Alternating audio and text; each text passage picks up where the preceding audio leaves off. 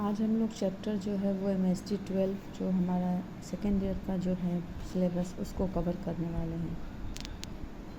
हमारा जो पहला चैप्टर है दीदी विश्लेषण और मूल्यांकन, इसकी जो इकाई की जो रूपरेखा है, इसमें हम लोगों को उद्देश्य पढ़ना है, प्रस्तावना पढ़ना है, लेखन पढ़ना है।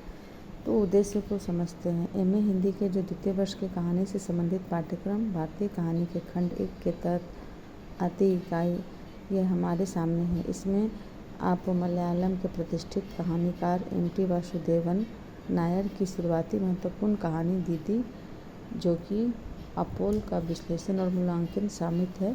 इस अध्ययन के बाद आप MT वासुदेवन नायर के व्यक्तित्व, सृजनात्मकता, कहानी संबंधित मान्यताओं परिचय प्राप्त कर सकेंगे। इसका उद्देश्य और एक है कि मलयालम कहानी के विकास और उसमें जो MT के अवदान की जानकारी है वो मिल पाएगी। नेक्स्ट हमारा जो उद्देश्य है वो है कि दीदी कहानी के जरिए केरल के एक ज़माने की सामाजिक ज़िंदगी और समाज में बरकरार मूल्यबोध का भी परिचय मिल जाएगा।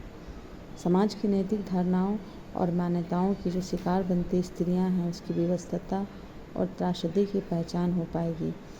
और इसका एक जो पाठ है उसका उद्देश्य ये है कि बच्चों के निर्धनता के साथ सामाजिक नैतिकता के शिकार बनते उनकी असहाय हालत से भी वाकिफ़ हो पाएंगे आप।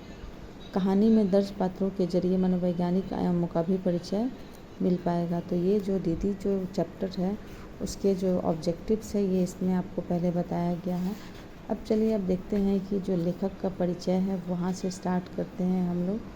तो लेखक जो है सो 9 अगस्त 1933 को केरल के पोन्नानी तालुक के कुट्टलूर नामक गांव में MT की पैदाइश हुई थी। उनकी मां अम्मालू अम्मा थी और पिताजी का नाम था T नारायणन नायर।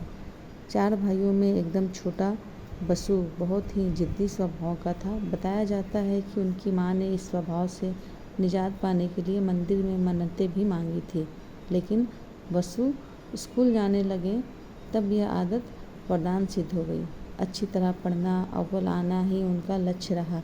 मतलब कि जिद्दी भी यहाँ पर बाद में उनके तरक्की का ही साधन बना है। सन 1942 में कुमरनलुअर स्कूल से MT ने 14 वर्ष की उम्र में 10वां दर्जा पास किया।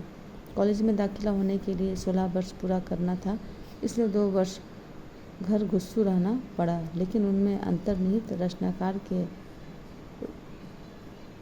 रूपायन में ये 2 वर्ष सार्थक रहे। अगर आपको आगे के और भी चैप्टर्स अगर आपको जानने हैं तो कमेंट बॉक्स में कमेंट करें। इसी तरीके से कहानियाँ आपको पढ़ के समझा दी जाएगी इस चैनल में, और साथ ही साथ लास्ट में जो हमारा अभ्यास है यानी कि प्रश्न उत्तर है वो भी आपको इस चैनल पे बताए जाएंगे। चैनल पर बने रहिए और अधिक जानकारी के लिए चैनल को लाइक शेयर सब्सक्राइब ज़रूर करें।